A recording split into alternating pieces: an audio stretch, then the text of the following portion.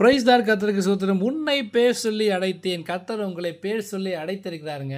அவருடைய பிள்ளையாய் மாறும்படியாக, அவருடைய நேசகுமாரனாக மாறும்படியாக கர்த்தர் உங்களை நேசிக்கிறார். அதை உங்களை பேர் சொல்லி அழைத்திருக்கிறார். ஏசாயா 43:1 வசனம் என்ன சொல்லுதுன்னா, பயப்படாதே, உன்னை பேர் சொல்லி அழைத்தேன், உன்னை மீட்டு கொண்டேன், நீ என்னுடையவன்.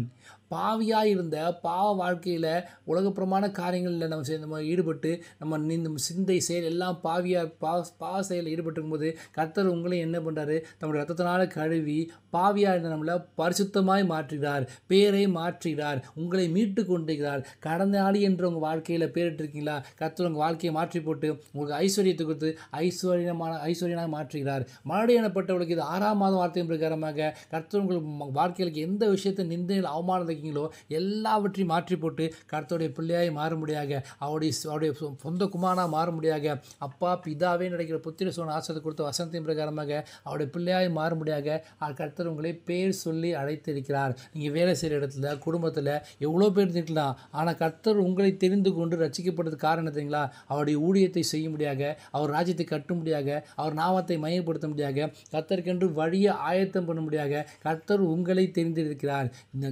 உணர்வுள்ளோடு, தேவனை தேடுகிற உணர்வுள்ளோடு என்று பார்க்க கர்த்தருடைய கண்கள் பூமி எங்கும் நோக்கி கொண்டிருக்கிறதான். அவர் கண்களில் உங்களுக்கு இன்னைக்கு கிருபை கிடைச்சிருக்குது. நான் ஏதோ ரசிக்கப்பட்டிருக்கேன், ஆலயத்துக்கு போகிறேன், அவ்வளோதான் என் வாழ்க்கை, சராசரி வாழ்க்கை இல்லைன்னு இல்லாமல் கர்த்தர் உங்களை அழைத்திருக்கிறார். எவர்களை முன்குறித்திருக்கிறார்களோ அவளை அழைத்து அமைக்கிறார். எவர்களை அழைத்திருக்கிறார்களோ அவள் நீதிமங்களாக இருக்கிறார். எவ்வளோ நீதிமன்றங்களோ அவரை இனிமேல் மகிமையும் படுத்தப் போகிறார். அவருடைய மகிமைக்கென்று, அவர் ராஜ்யத்துக்கென்று, அவருடைய ராஜ்யத்தை கட்டும்படியாக கர்த்தர் உங்களை பேர் சொல்லி அழைத்திருக்கிறார். நீங்கள் உங்கள் கர்த்தர் உங்களை மீட்டு கொண்டிருக்கிறார். உங்கள் பாவ வாழ்க்கை, கடனான வாழ்க்கை, வியாதியான வாழ்க்கை, அவமானப்பட்ட வாழ்க்கை, தனிமையான வாழ்க்கை எல்லாவற்றையும் கர்த்தர் மாற்றி போட்டு அவருடைய பிள்ளையாக அப்பா பிதாவே நினைக்கிற புத்திர சோழன் கொடுத்துருக்கார் இல்லையா? வெளிப்படுத்தி 1:6 சொல்லுதுன்னா, கர்த்தர் நம்முடைய வெளியேற பெற்றதால் நம்முடைய பாவங்கள் நம்மை கழுவி தம்முடைய பிதா தேவனுக்கு முன்பாக நம்ம ராஜாக்களும் ஆசாரமாக்கி வச்சிருக்கிறான். பாவியாக இருந்த உங்களை எண்ணியும் பிள்ளையாக மாற்றது மட்டும் இல்லாமல் பரலோகத்தில் கொண்டே அழகு பார்த்து ராஜாக்களும் ஆசாரமாக்கும்படி கர்த்தர் உங்களை தெரிந்திருக்கிறார்.